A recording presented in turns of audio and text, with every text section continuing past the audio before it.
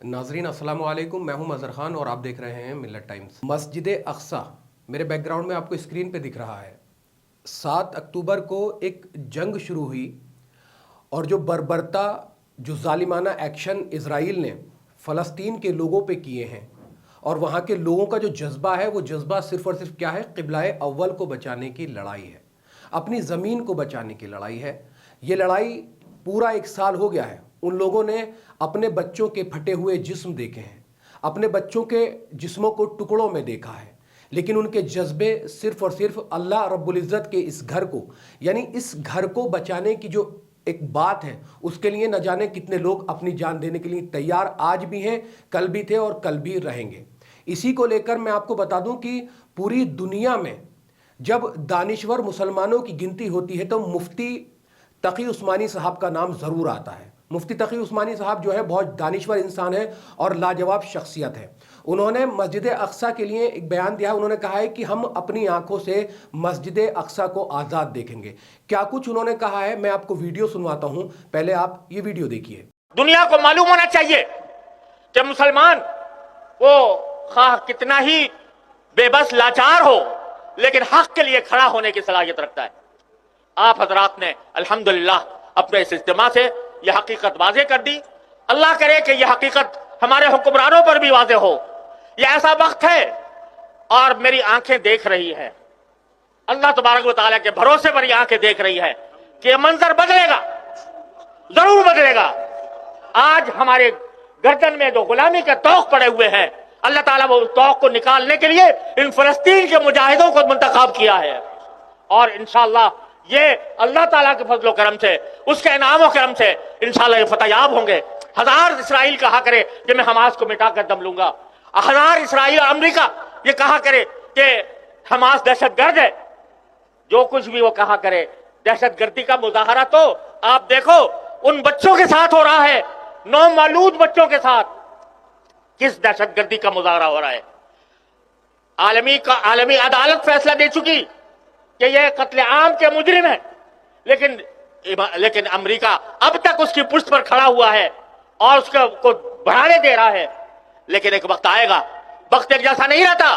अल्लाह तबारक व तआला के फजल करम से वो वक्त आएगा, जरूर आएगा, बशर्ते कि हम अपने अज़्म पर, अपनी हिम्मत पर, अपनी बात पर कायम रहें। तो इंशाअल्लाह आप एक दिन हम मस्जिद अक्सा को आजाद देखेंगे, इसराइल के कब्जे से आजाद देखेंगे और उसमें आप लोगों का हिस्सा भी शामिल होगा जिन्होंने आकर मस्जिद अक्सा के कौज के लिए अपने हुजूरी, अपनी हाजिरी फराहम की। अल्लाह ताला आपकी इस हाजिरी को कबूल फरमाए। आपने वीडियो देखी है। हम यही दुआ करते हैं कि इस तरह के हमारे जितने भी उलमा हैं, अल्लाह उनको हमेशा बनाए रखे और ये जितने भी आलिम हैं, इन तमाम आलिमों को भी वक्तन व फ़क्तन मुसलमानों के अंदर जो ईमान का जज्बा है उसको जगाते रहने की बहुत सख्त ज़रूरत है। लेकिन फ़लस्तीन ने जो कुछ 1 साल में सहा है, उनके यहाँ ना तो पढ़ाई की फैसिलिटी है, ना हॉस्पिटल की फैसिलिटी है, ना उन लोगों के लिए खाने को कुछ है और वो दर बदर भटक रहे हैं। असदुद्दीन ओवैसी साहब की मैंने एक वीडियो देखी थी। उन्होंने कहा कि जब उन्होंने वहां का विजिट किया तो वो उनको चाय को पूछना चाहता था, लेकिन पूछ नहीं पाया क्योंकि उसका घर बर्बाद हो गया था।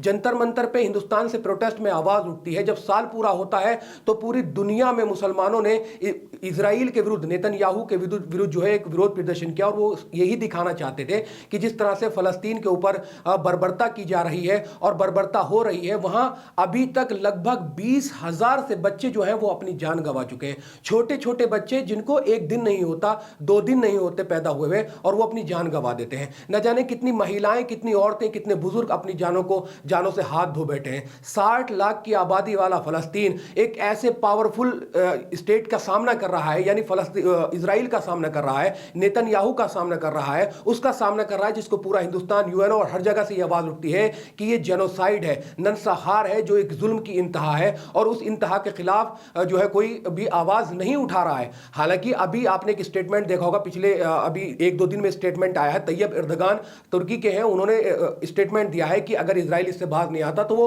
इसके दुष्परिणाम देखेगा। तो कब देखेगा? 57 ममालिक मुसलमानों के खामोशी साथ जाते हैं इतने बड़े जेनोसाइड पे, जहां मतलब इंतहा हो गई है इस बात की कि बच्चों ने अपनी जानें गंवाई हैं, बुजुर्गों ने अपनी जानें गंवाई हैं, औरतों ने अपनी जानें गंवाई हैं और सिर्फ जज्बा उनका ऐसा है। और مولانا سجاد نعمانی صاحب کی وہ بات مجھے بہت یاد آتی ہے کہ اگر اس طرح کا کوئی معاملہ ہوتا تو ہندوستان کا اگر یہ معاملہ ہوتا تو ہندوستان کے مسلمان جو ہے تھالی میں سجا کے مسجد اقصیٰ کو اب تک یہودیوں کو دے چکے ہوتے، وہ اس کے سمان کی مان کی لڑائی نہیں لڑ رہے ہوتے۔ اور سنجولی کی جو مسجد ہے وہ ایک تازہ اگزامپل ہے جو مسلمانوں کے لیے آج بھی آپ تمام لوگ دیکھ سکتے ہیں کہ وہ جو 3 منزل کا ان کا اویدھ بنا ہوا اس کو بتا کر توڑنے کے لیے وہ راضی ہو گئے۔ تو یہ تو مسجد اقصیٰ نہیں ہے، بابری مسجد ایک ہمارے پاس ہے گی، ایسا ادھارن ہے۔ تو یہ تمام چیزیں جو ہیں ہم دیکھتے ہیں، لیکن ہم سلام کرتے ہیں، تمام مسلمان ہم سلام کرتے ہیں فلسطین کے لوگوں کے جذبوں کو۔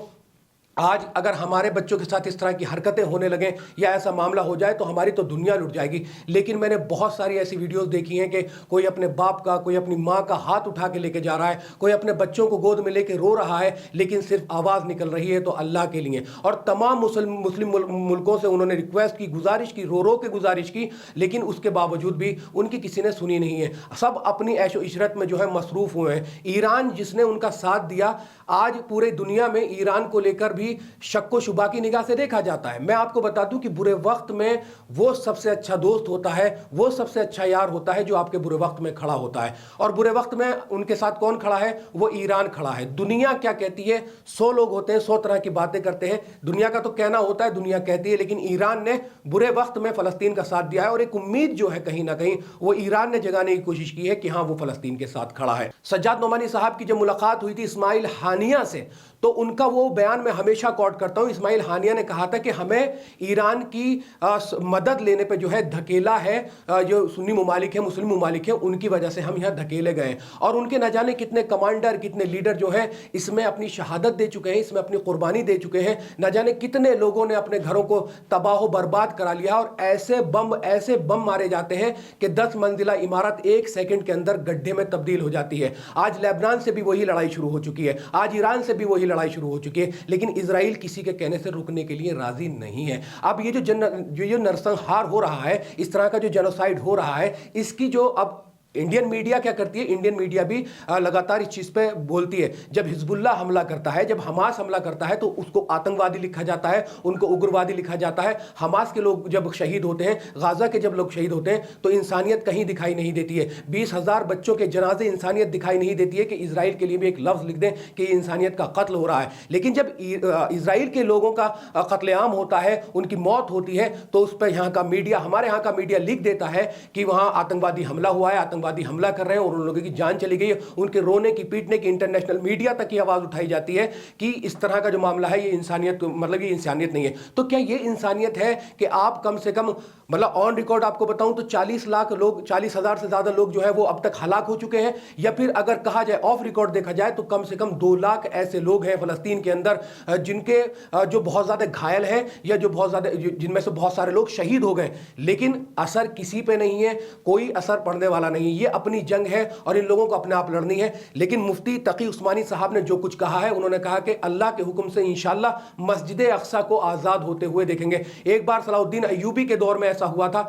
تو اب یہ لوگ، ان لوگوں کا بھی جذبہ وہی جذبہ ہے، اور ہمیشہ ہم مسجدوں سے ایک دعا سنتے ہیں کہ اللہ کوئی صلاح الدین ایوبی بھیج دے۔ اللہ کون سا صلاح الدین ایوبی بھیجے گا؟ بھائی صلاح الدین ایوبی حامی میں سے کسی کو بننا ہوگا، تبھی جا کے یہ جو معاملہ ہے وہ شانت ہوگا۔ تو صلاح الدین ایوبی کہیں سے ڈائریکٹ آسمان پہ سے نہیں آئیں گے، جو دنیا میں مسلمان ہیں ان کے جذبے میں سے ہی کسی کو وہ جذبہ پیدا کرنا ہوگا جو صلاح الدین ایوبی والا ہوگا، جو مسجد اقصیٰ کی حفاظت کرنے والا ہوگا، جو فلسطین کو بچانے والا ہوگا، جو غزہ کو بچانے والا ہوگا، اور اسرائیل کو اسرائیل کی بھاشا میں جو ہے وہ جواب دینے والا ہوگا۔ آج اسرائیل کا جو کنٹرول ہے ہمارے ہندوستان سے، نہ جانے اس کا کتنی چیزوں پہ ٹائی اپ ہے، ہم کتنے پروڈکٹ اس کے استعمال کرتے ہیں، ہم کولڈ ڈرنک میں اس کا پروڈکٹ استعمال کرتے ہیں، ہم بیوٹی میں اس کا پروڈکٹ استعمال کرتے ہیں، ہم نہ جانے کتنے پروڈکٹ اس کے ایسے استعمال کریں جس سے اس کو سپورٹ ہو رہی ہے۔ ہندوستان کے عام سپلائی کرنے سے لے کر اوزار سپلائی کرنا ہی اس کی مدد نہیں ہے، اس کی مدد یہ بھی ہے کہ آج مسلمانوں کے یہاں اگر مہمان آ جاتے ہیں تو کولڈ ڈرنک بھی وہی پلائی جاتی ہے جو اسرائیل کا پروڈکٹ ہوتا ہے، اور پروڈکٹ کھانے ہم باہر چلے جائیں تو وہی پروڈکٹ کھا رہے ہیں جو اسرائیل نے پرووائڈ کرایا ہوا ہے۔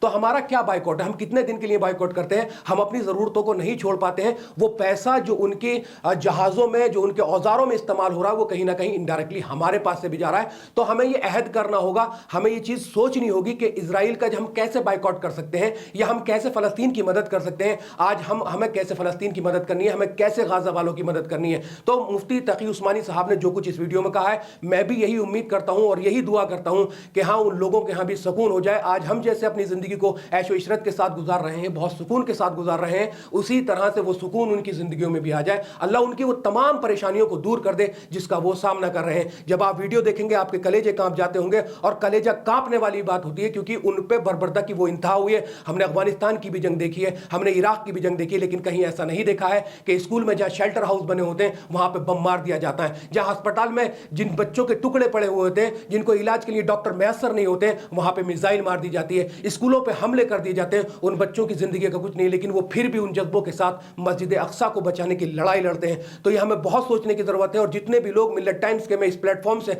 आप तमाम लोगों से रिक्वेस्ट करना चाहता हूं कि जितने भी इजरायली प्रोडक्ट हैं उन तमाम का बाइकआउट करें, उन तमाम को ना खरीदें। इस तरह से फलस्तीन के आप कम से कम इस तरह से फलस्तीन की जो एक आजादी लड़ाई लड़ी जा रही है, ये जंग लड़ी जा रही है, इसमें फलस्तीन का आप साथ दे सकते हैं। तो ये एक छोटी सी वीडियो थी जो मैं आपको बता रहा था। मुफ्ती तकी उस्मानी साहब ने बहुत शानदार जो एक वाज किया है, इसको मैंने आपको सुनवाया है। अगर आपको वीडियो पसंद आई है तो कमेंट सेक्शन में जाकर आप वीडियो पे कमेंट्स भी कर सकते हैं, वीडियो को लाइक कर दें, वीडियो को शेयर कर दें। और तमाम सोशल मीडिया पर इस तरह की वीडियो देखने के लिए गाजा, फलस्तीन, इजराइल, लेबनान, ईरान, तमाम खबरों के लिए आप मिल्लत टाइम्स को फॉलो कर सकते हैं, सब्सक्राइब कर सकते हैं, जहां से आपको बेहतरीन शानदार इस जंग से रिलेटेड इजराइल, फलस्तीन, हमास तमाम खबरें जो है वो यहाँ आपको दिखाई जाती हैं। इस वीडियो में सिर्फ इतना ही, इंशाल्लाह फिर मुलाकात होगी। अल्लाह हाफिज। मिल्लत टाइम्स को जारी रखने और मजबूत बनाने के लिए हमारी आर्थिक सहायता कीजिए। ये एक आजाद मीडिया हाउस और कमजोरों की आवाज है। आप हमें देखें, सुने, पढ़ें और हर महीने ज्यादा नहीं, सिर्फ 100 रुपए से मदद करें।